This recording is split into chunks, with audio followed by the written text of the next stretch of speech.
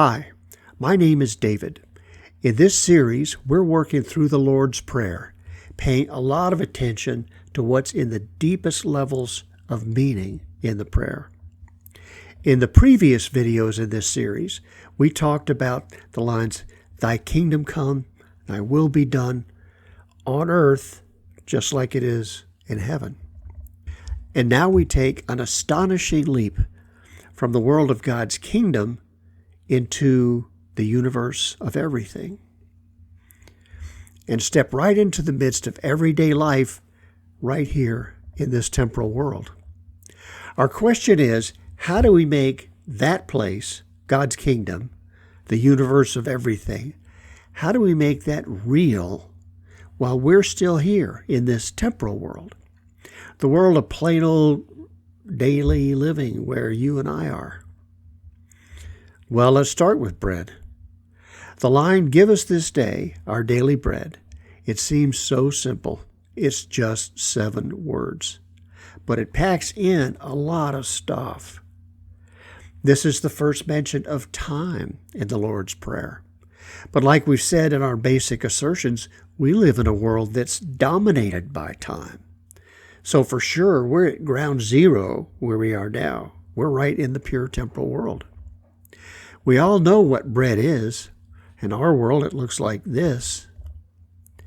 But in the Bible, the word calls up a lot of associations. Right away, there's the manna from heaven, sent by God to the Hebrews who were lost and hungry in the wilderness in the book of Exodus as they escape Egypt. Manna here is also a collective term for food, because in just a few more chapters, God has also provided water and meat to the folks. So in that sense, manna is way more than just bread. It stands for survival and for sustenance. Put it like this: how can we make spiritual progress in this life, which is our purpose and our covenant with God while we're here, if we aren't alive to do it? So we pray for God's help in keeping us alive and healthy so we can pursue our sacred mission here in this temporal world. But also in the Bible, there are more types of bread. In the Gospels, we find the story of the loaves and the fishes, where from a simple basket of food, Jesus fed a vast multitude and still had to collect the leftovers. We can extend the list to the bread served at the Last Supper.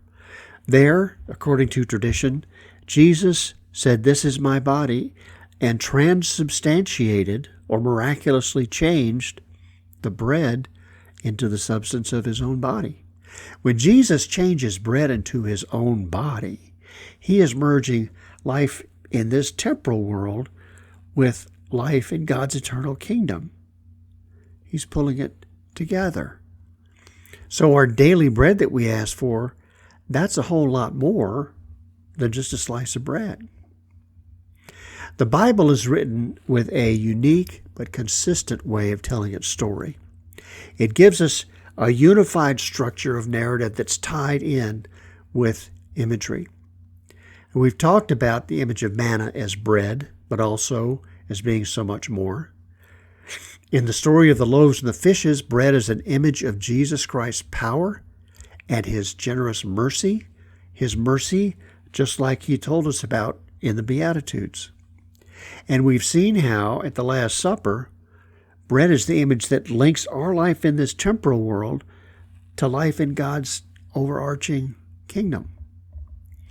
Now, as we've said before, that's the big breakthrough we're searching for, right? That's the linkage we're looking for. Most of the key images in the Bible take on a risen or redeemed presentation on the one hand, while they also have an unredeemed or an arid or even a deadly presentation on the other. They each have a bad presentation to place in counterpoint to the good presentation. Here are some major examples of good versus bad imagery. Good images of the land are usually a garden or a grove or a pasture. Bad images of land are the desert and always the wilderness. Good images of animals include sheep and donkeys, domesticated animals. Bad images of animals are beasts of the field, or we could include insects like locusts. Good images for water include waters for irrigation, the Jordan River, or wine, which is viewed as a redeemed version of unredeemed water. The bad would be the Red Sea and Noah's floods. Images of trees include olive trees and also plants for grain, barley, wheat. The bad images of trees include, of course, the crucifix that Christ died on, the very image of a dead tree carrying a dead life, and Judas's tree, the one that he hanged himself from. Images of fruit include the good ones are olives, grapes, wheat. The bad ones are generally thorns and thistles, the forbidden fruit in the Garden of Eden, the crown of thorns that Jesus is forced to wear for his crucifixion. Now let's consider bread again. To have bread, we have to have domesticated land that we can farm.